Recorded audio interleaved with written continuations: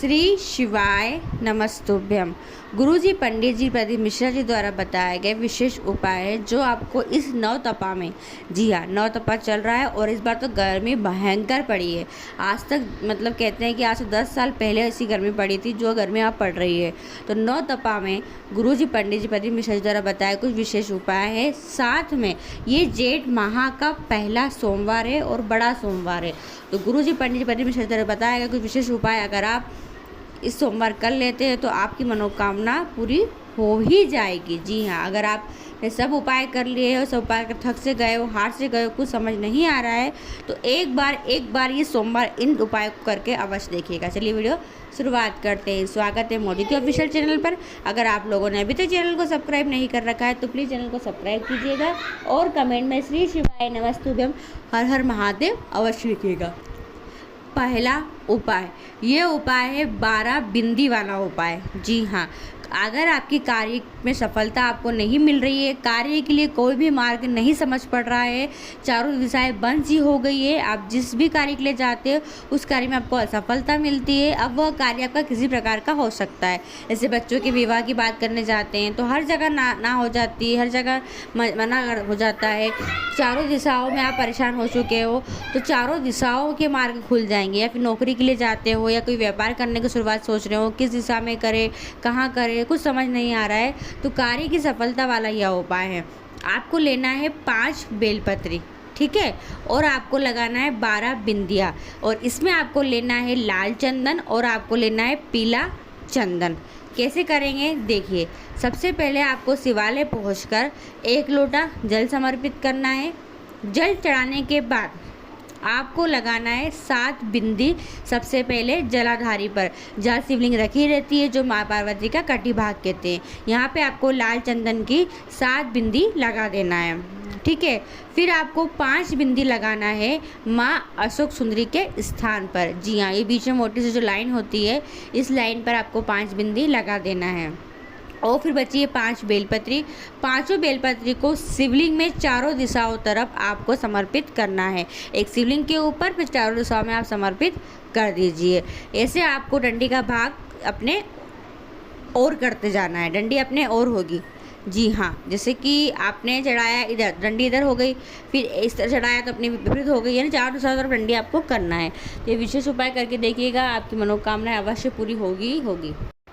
दूसरा उपाय, ये उपाय आपको चंपेश्वर महादेव का नाम लेकर करना है। जी हाँ, अगर आपका कोई कार्य पूर्ण नहीं हो रहा है, कोई भी मनोकामना पूरी नहीं हो रही है तो मात्र 2 से 3 दिन के अंदर आपका वह मनोकामना पूरी होगी ही होगी।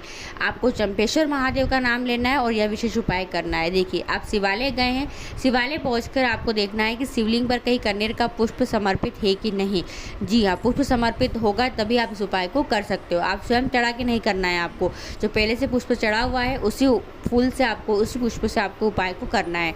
इस पुष्प को आपको 5 जगह महादेव को स्पर्श कराकर समर्पित करना है। सबसे पहले जलाधारी में राइट हैंड तरफ गणेश जी का स्थान होता है, एक वहाँ स्पर्श करा दे। ठीक उसके अपोजिट होता है कार्तिक भगवान का स्थान, दूसरा वहाँ स्पर्श करा दे। 2 जगह स्पर्श कराने के बाद तीसरा बीच में जो मोटी सी लाइन होती है जिसे कहा जाता है माँ अशोक सुंदरी का स्थान, तीसरा वहाँ स्पर्श करा दे। 3 जगह स्पर्श कराने के बाद फिर जहाँ शिवलिंग रखी रहती है जो माँ पार्वती का कटी भाग होता है, चौथा वहाँ पर स्पर्श करा दे। 4 जगह स्पर्श हो गई है। फिर उसके बाद 5वां आपको त्रिशूल की तीनों नोक जहाँ से मिली होती है, जी हाँ, त्रिशूल त्रिपुंड रहता है, त्रिशूल 3 कोण रहते हैं तो तीनों कोण जहाँ मिलते हैं वहाँ पर स्पर्श करा देंगे। वहाँ स्पर्श कराने के बाद ऊपर जलाधारी पर स्पर्श कराएं। जलाधारी पर स्पर्श अगर जलाधारी नहीं हो, पर अभी तो आपको मिल जाएगी क्योंकि गर्मी का मौसम है और गर्मी के सीजन में तो आपने देखा है कि वैशाख में, जेठ के माह में महादेव के ऊपर जलाधारी बनती है। तो चौथा आपको अपने जलाधारी पर स्पर्श कराना है। फिर स्पर्श कराकर आपको 5वां शिवलिंग पर समर्पित कर देना है। ऐसे आपको 5 जगह स्पर्श कर अपनी मनोकामना बोलकर श्री शिवाय नमस्तुभ्यम बोलकर कनेर के पुष्प को समर्पित कर देना है। पर ध्यान रखिए पुष्प पहले से समर्पित होना चाहिए। तीसरा उपाय, ये उपाय आपको करना है 5 बेलपत्री और 1 लोटे जल से। कैसे करेंगे, आपको जाना है शिवालय। शिवालय पहुंचकर 5 बेलपत्री का आपको बनाना है कमल पुष्प। जी हाँ, 5 बेलपत्री का बनाना है कमल पुष्प। कमल पुष्प बनाकर देखिए इस तरीके इस आकृति का बनेगा। जैसे आपको वीडियो में फोटो दिख रहा है ना, ये बेलपत्री का मैंने बनाया है, ड्रॉ किया है। ऐसा आपको 5 बेलपत्री का कमल पुष्प तैयार करना है। इस कमल पुष्प को आपको पहले माँ अशोक सुंदरी के स्थान पर स्पर्श कराना है और माँ अशोक सुंदरी के स्थान से स्पर्श कराकर फिर शिवलिंग के ऊपर समर्पित कर देना है। कर दिया। फिर आपको जो जल लेकर गए उस जल को शिवलिंग पर समर्पित करना है। जब जल शिवलिंग पर समर्पित करोगे तो उस जल को आपको किसी बर्तन में झेल लेना है। तो एक पात्र लगा देना ताकि जो जल चढ़ाएंगे तो वो जल आप झेल सको। जल झेल कर और उस 5 बेलपत्री को उठाकर अपने घर लेकर आ जाओ। जी हाँ, घर लाकर आपको फिर क्या करना है, उस बेलपत्री को और उस पुष्प को एक दिन में 5 बार जल को पी लेना है, 5 बार में पूरा कर लेना है और 5 बेलपत्री को चबा चबा कर खा लेना है। यह उपाय उन लोगों के लिए जिनको पूरे शरीर में छट्टे पड़ते हो या काले दाग हो गए हो, सफ़ेद दाग की परेशानी हो, दाग धब्बे बहुत ज़्यादा बढ़ चुके हैं, दाग धब्बे समाप्त होने का नाम नहीं ले रहे हैं, त्वचा संबंधित कोई बीमारी है तो आप यह उपाय कर सकते हो। इस उपाय को कम से कम आपको सोमवार करना है और ये सोमवार आपको या तो आप 11 सोमवार करें या फिर आप 21 सोमवार करें। करके देखना आपकी जो समस्या है त्वचा संबंधित, स्किन संबंधित, वह दूर हो जाएगी। अगला उपाय उन लोगों के लिए जिनके मंगल विवाह में बाधाएं आ रही है। जी हाँ, जिनका विवाह संपन्न नहीं हो रहा है, विवाह में बहुत ज़्यादा बाधा आ रही है, तो वह यह उपाय करें। 1 लोटा जल लेकर शिवालय जाए। जल तो रोज़ लेके जा रहे हो आप शिवालय, पर आपको यह उपाय करना है। क्या कर रहे हैं, 1 लोटे जल लेकर जाए शिवालय और आपको विशेष तरीके से बाबा को जल समर्पित करना है।